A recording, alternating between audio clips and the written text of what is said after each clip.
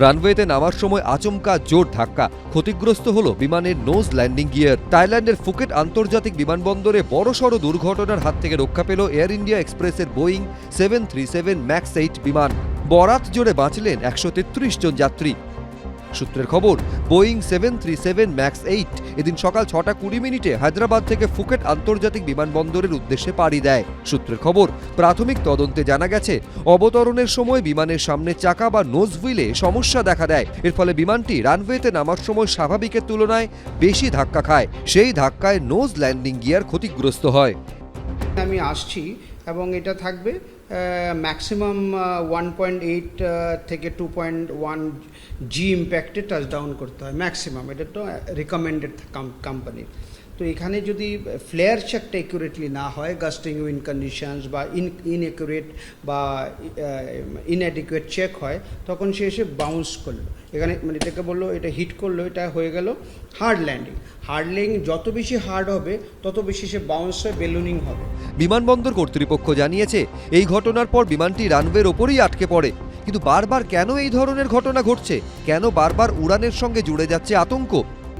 Second ও third ল্যান্ডিংয়ে ম্যানুভারেবিলিটি otherwise কন্ট্রোলেবিলিটির problem হয়ে গেছিল total এয়ারক্রাফটে। এই দুর্ঘটনার পর এয়ার ইন্ডিয়ার তরফে একটি বিবৃতি প্রকাশ করে জানানো হয়, হায়দ্রাবাদ থেকে ফুকেটগামী বিমানে নোজভিল সংক্রান্ত প্রযুক্তিগত সমস্যা হয়েছিল। নিরাপত্তার স্বার্থে বিমানবন্দরে রানওয়ে সাময়িকভাবে বন্ধ করে দেওয়া হয়। প্রায় 6 ঘন্টা বন্ধ ছিল বিমান চলাচল। যাত্রীদের অসুবিধার জন্য বিমানবন্দর কর্তৃপক্ষ দুঃখ প্রকাশ করেছে।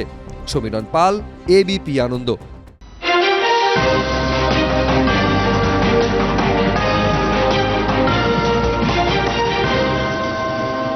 सरकार प्राकृतिक गैस के उत्पादन को विनियमित करने, आपूर्ति बनाए रखने, समान वितरण और उपलब्धता सुनिश्चित करने पर जोर दे रही है। सरकारी सूत्रों के अनुसार सरकार इस स्थिति पर 24 घंटे नजर रख रही है। आवश्यक वस्तुओं की आपूर्ति को नियंत्रित करने की तैयारी में है। शिकायतों के समाधान के लिए 3 सदस्यीय समिति का गठन किया गया है। सभी रिफाइनरियां अपनी पूरी क्षमता से काम कर रही हैं। भारत के पास कुल 70 दिनों की भंडारण क्षमता है। अन्य देशों की तुलना में भारत की स्थिति का काफी बेहतर बताई गई है।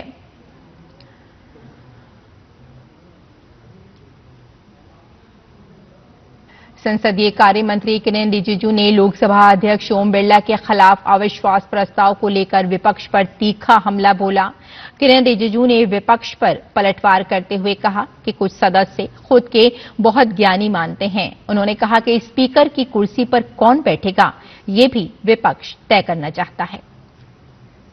लोकसभा में नेता प्रतिपक्ष राहुल गांधी पर निशाना साधते हुए किरेन रिजिजू ने कहा, राहुल गांधी ने सदन की गरिमा को ठेस पहुंचाई है।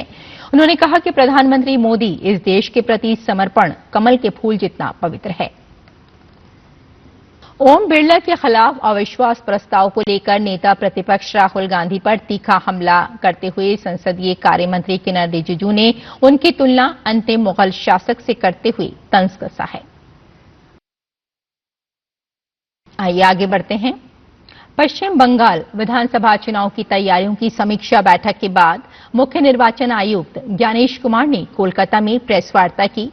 ज्ञानेश कुमार ने बताया कि चुनाव आयोग ने आगामी चुनावों के लिए अहम दिशा निर्देश जारी किए हैं। अब हर पोलिंग स्टेशन पर 100% वेबकास्टिंग होगी, जिससे चुनाव प्रक्रिया में पारदर्शिता और प्रबंधन में दक्षता सुनिश्चित होगी।